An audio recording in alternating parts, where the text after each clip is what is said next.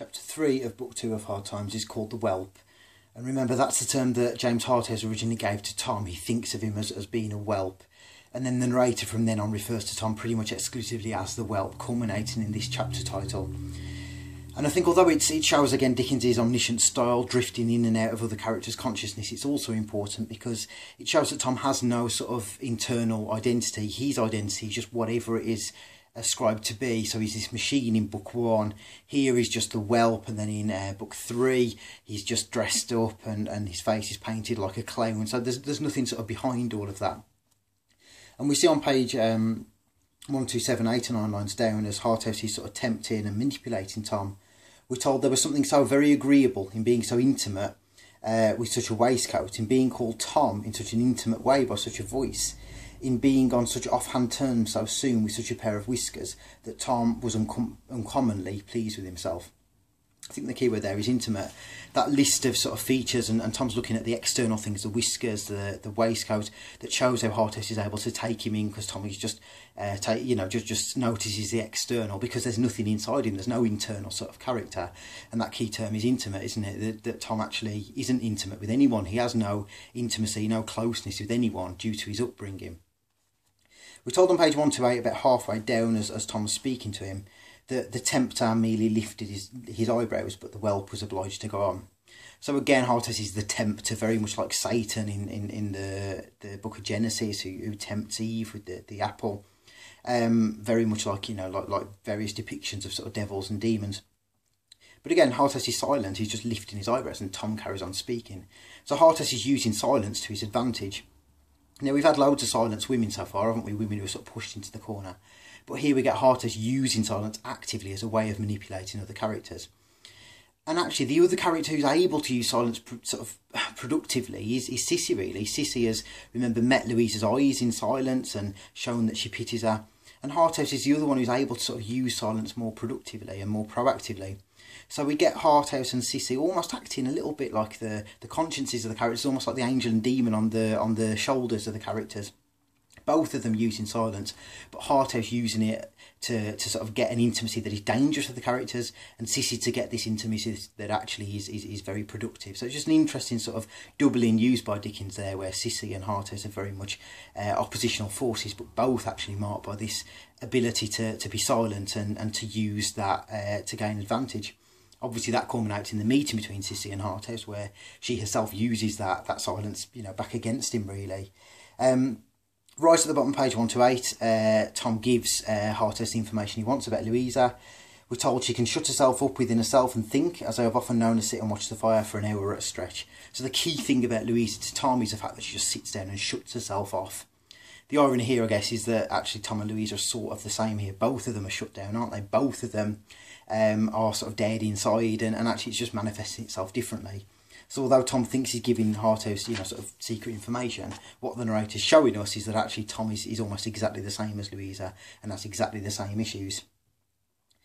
We're told on page 130 in the penultimate paragraph, he then walked home, this is Tom, pretty easily, though not yet free from an impression of the presence and influence of his new friend, as if he were lounging somewhere in the air in the same negligent attitude, regarding him with the same look. So it's as though Harthouse is there in the air, just drifting around Tom the whole time, looking at him the whole time. So that shows his power over Tom and the way that he's already sort of got into sort of Tom's head. But also I think what's interesting in this book, where we've got an omniscient narrator who is in the air, who does drift in and out of every character's mind, who is watching every character throughout the novel and commenting on everything throughout the novel, is that actually, the narrator and Harthouse are actually very similar. Both of them refer to Tom as a whelp, and both of them do pretty much the same thing. And I think we get this sense of Harthouse who's able to do that, who's able to comment on the characters, again, because there's nothing sort of inside, there's nothing internal, that actually he's got very much the same power as the narrator to observe this, to see utilitarianism for what it is. And although he sort of used it for dark purposes, he's got that insight that the narrator also has.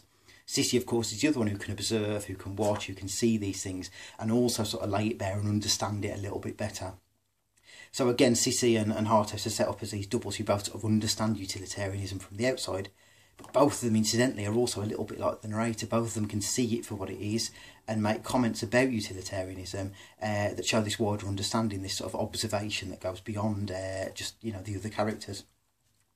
In the Men and Brothers chapters, it's a very different focus. This is where we get Slackbridge, so it's the chapter where Dickens introduces the trade union.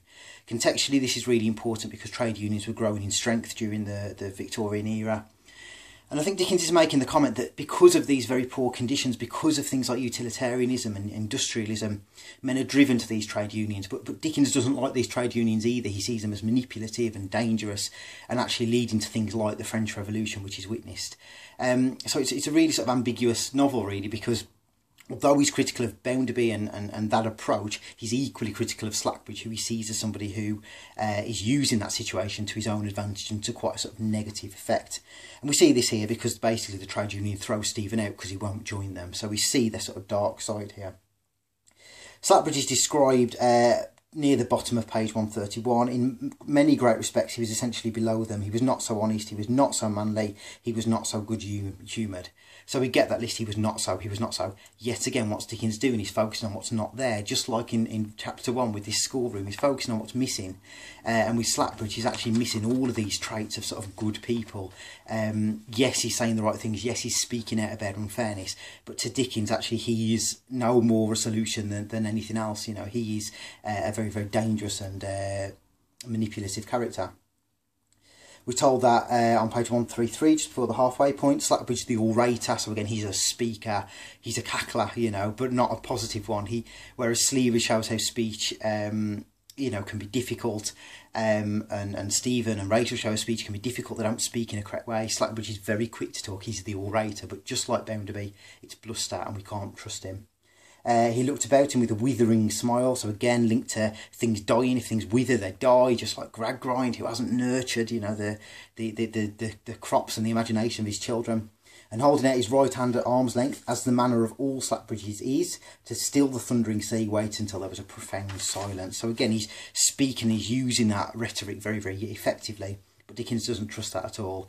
And that bit in brackets just reminds us Slackbridge is a type. He represents a type of person to Dickens. He's not a character just in his own right. He represents this danger of sort of revolution that Dickens sees and that Dickens wrote about in Tale of Two Cities. And then right at the bottom on page 136, the final paragraph on 136, we're told about Stephen. He had been for many years a quiet, silent man, associating but little with other men and used to companionship with his own thoughts. He had never known before the strength of the want in his heart for the frequent recognition of a nod, a look, a word.